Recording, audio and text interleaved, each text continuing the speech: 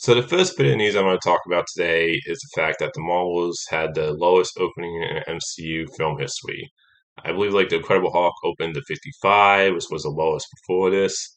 Now I think there's a couple of factors why the Marvels didn't do well in the box office. Number one is that I think the marketing has been pretty poor. I don't think the trailers have done a good job of getting people excited for this movie. The trailers just haven't been great. Another thing is that most people consider the first movie to be kind of middle of the road. Like I love the Captain Marvel movie, the first one, but I know a lot of people just felt like it was kind of like one of those like fun MCU movies, but not one of the best ones. I know there's a lot of people out there that don't like Brie Larson based on the comments she said years ago. Like I said in my past videos, I don't really have a problem with her personally, but I know that's another thing. One of the other things is that the MCU is on a big decline right now. I mean, it's very hit or miss right now.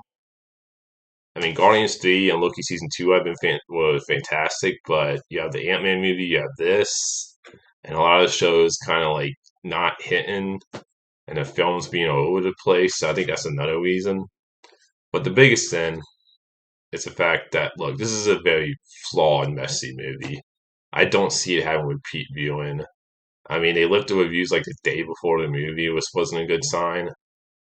So I think that's another thing is that I just think a lot of people, and like I said, this too, is that Dempsey and Klein, a lot of people just feel like these aren't event movies like they used to be anymore. And like I said, the marketing didn't do a good job of it. The reviews have not been good for this movie. Like most people have said, it's fun, but it's very flawed. And that's kind of felt. I was like, I watched it, saw it in theaters. And I was like, yeah, this is a movie that's not gonna like last with me afterwards. Like I'll forget about it after the first time. It's a very kind of forgettable movie. So I just don't see it having legs. I'm not surprised it had lowest opening, and I do think this is a sign why the MCU, why Bob Iger said they need to cut down on projects, why Kevin Feige, so he can like be more hands on with all these projects again, because it's like this is another sign where the MCU just needs to like focus more on quality over quantity right now. I know some people are going to use this also as a sign that like the comic book genre is dying. To me, no, it's mediocre movies, and this was a mediocre movie. It was a very like forgettable, mediocre movie that was messy. Yeah, I enjoyed it, but it was messy. So those are all the factors why I think this movie had like the lowest opening. Like it opened to 47, which is really bad. I mean, it really shows how the MCU right now is like just not they're not clicking like they're not hitting as many home runs as they used to. As a sports analogy, when they did an Infinity Saga, they were more consistent with the quality. Now, another thing I want to talk about is the fact that Deadpool 3 is the only MCU movie coming out next year. Obviously, with the strikes over, I know one of the reasons that the new Captain America movie got pushed into 2025 was because of the fact that they wanted more time to work on the movie, and also there's rumors going around that movie had test screenings and it tested poorly. And Captain America movie's going to do some reshoots, and I think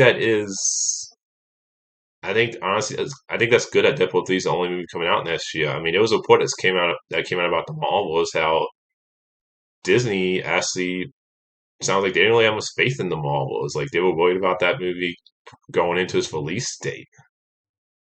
And I think another reason why they pushed everything into 2025 is to like give them time to like focus on getting these movies where they need to be. Because like I said, they need to get back to like doing quality movies again.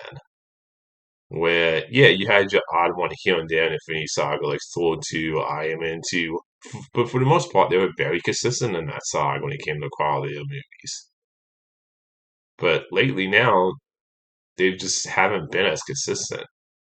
And with Byron wanting to cut down on the projects, and the reason why I think this is good with Deadpool 3 being the only one released next year, because obviously that's the one they feel the most confident in right now, is because of the fact that it gives some space Where, yeah, obviously in 2025, you're going to have four projects coming out that year, but it gives them enough space and time to work on those projects and really like get those projects to a point where they're really good. And I also think it gives people a chance to maybe miss the MCU a little bit.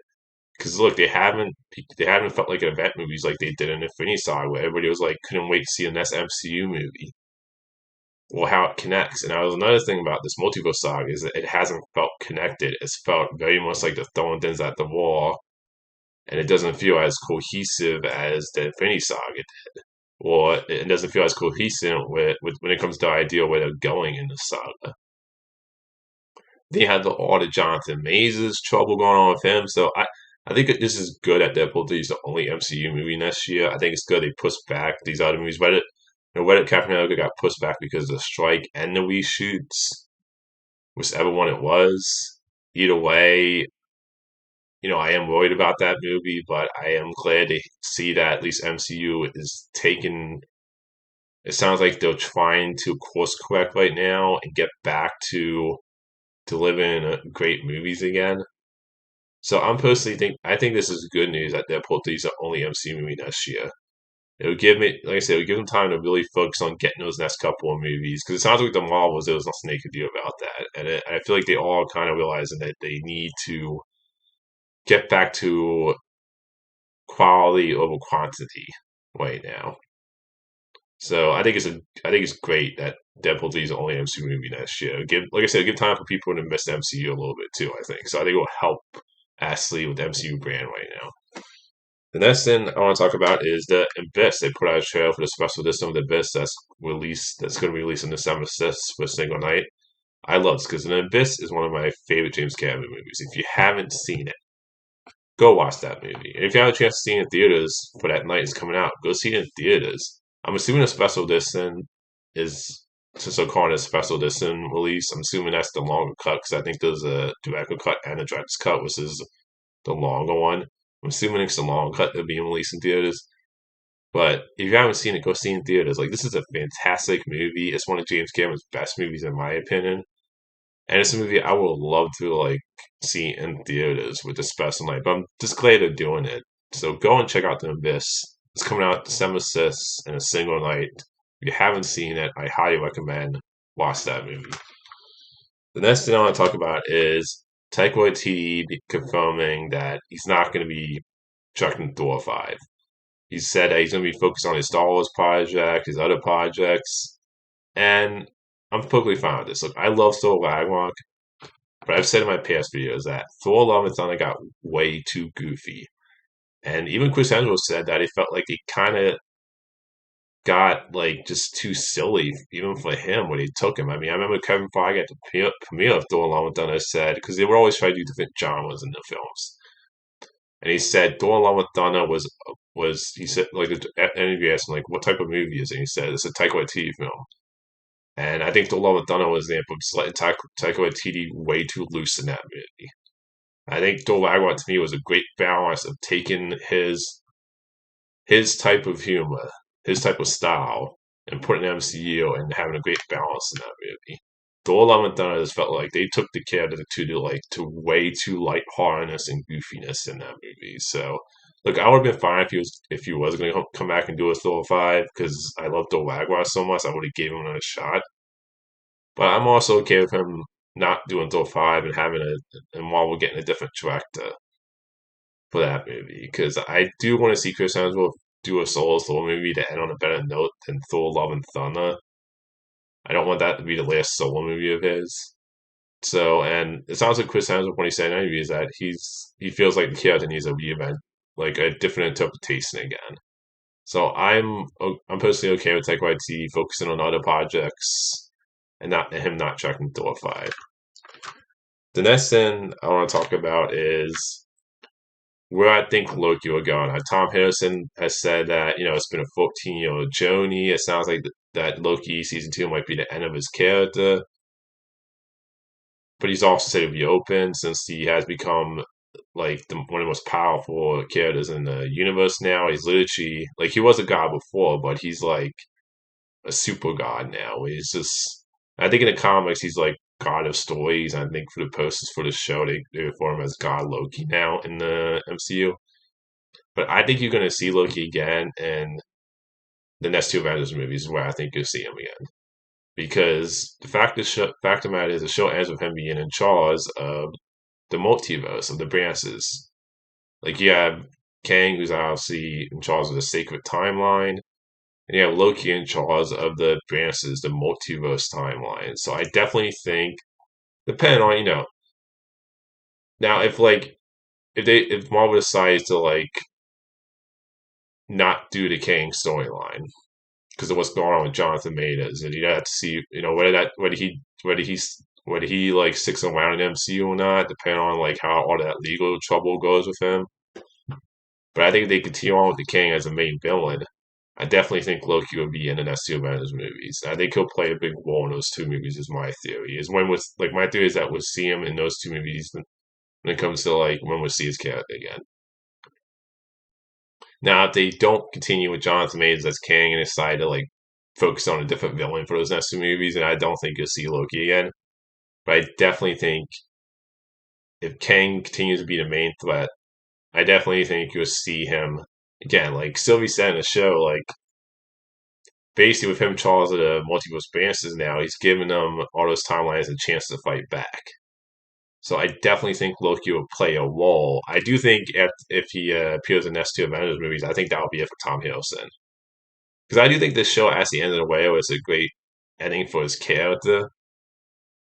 But I know in the comics he's called the God of Stories, where I think in the comics he is just out of the timeline like in the show. So I do feel like, and I think people on the show say, he's called God of Stories in the comics for a reason. So that's so there might be more stories with his character. So I don't think necessarily this would be the end of his character, but my theory would be he would be in the next two Avengers movies. But we'll see. Next thing I want to talk about is the Damsel trailer. Now it has a girl who played 11 in Stranger Things as the lead character. And I think this was a fun. I think this trailer was fun. It looked good. I mean, Netflix is the one part where I'm kind of like worried because again, Netflix is very miss when it comes to the movies. Once in a while, they probably go on, but they miss more than they hit. But I think she's a great actress. I loved her as 11 in Stranger Things. She did. I know she did those like two movies where she played Home Alone's sister. Those movies were okay. I thought she was good in those movies, but I think she's just a great actress, and I think the trailer overall for Damsel looks really good. Like I obviously I'm a big dragon person, so that always has me interested there. And the concept sounds fun to me. The idea of like they show the show like the sacrificing princesses for the dragon. I think overall just like a fun trailer. Now, like I said, it's Netflix. It could be crap like a lot of their movies. And I hope the dragon's actually in the movie a lot and not just the opening. But overall, I thought this was a good trailer. The last thing I want to talk about is the Rebel in the Moon. They put out a new trailer for it. I thought this was a great trailer. Now, I've been really excited for this movie. I think it's getting like a limited release in theaters or something like that. I heard. I'm not sure about that. But and look, Zack Snyder is not one of my favorite directors. I will say that though. I don't get me wrong. This movie's that I love his. I love his nearly 4 hour cut of Justice League. I love the Dawn of the Dead remake. I actually love Watchmen when it comes to the theoretical or director's cut. I love both cuts of that movie. But I do think Zack Snyder sometimes gets very lost in the visuals and then like I feel like sometimes he's one of those directors that focus too much on style instead of substance, which I felt like that's kind of hurt some of his movies for me where I couldn't really connect with his characters because he's so focused on like the visuals and like the style. And you definitely see some Zack Snyder slow motion stuff in this trailer. I'm like, oh yeah, that's Zack Snyder. And even the way it looks kind of reminds me of the visual style he has for his movies. But overall, I think this was a great trailer. I thought the story looked really good. I know the lead actress is a girl who played the mommy in the Tom Cruise mommy movie. I think, and she was also in the first Kingsman movie as like a hench girl for Samuel L. Jackson's character. So I think overall the visuals look good. The story looks really cool. I like the kind of like sci-fi approach to it where it does look like it looks like some stuff you've seen in other sci-fi movies, but also it's like it's looks fresh and different of stuff that you haven't seen before. I like the idea. It seems like she was like a soldier. She's trying to live a peaceful life. So well, I think this, I just thought this trailer looked really cool. It looks like a great story, and hopefully this is one of those movies that doesn't become like that Owl movie or the Sucker Punch movie or even Man of Steel at times for me, where it feels like he's so focused on the style that he kind of loses track of story and character. But overall, I thought this was a great trailer for Weather Moon. Personally, can't wait for this. The only thing with this movie is that the fact that they already said it was like going to be I think an all-rated cut of this movie. I think it's weird they announced that before this cut even comes out. Because I'm just like, well, why don't you just put out if you have a longer cut, why don't you just put that cut out if you have? That's the only part that's a little weird in my opinion. But overall, I think trailer-wise, this is a great trailer. Visuals look great, story looks really cool. Like the cast in this. So overall, I'm definitely excited for Weather Moon. This is all the movie news today. Until next time, movie fans.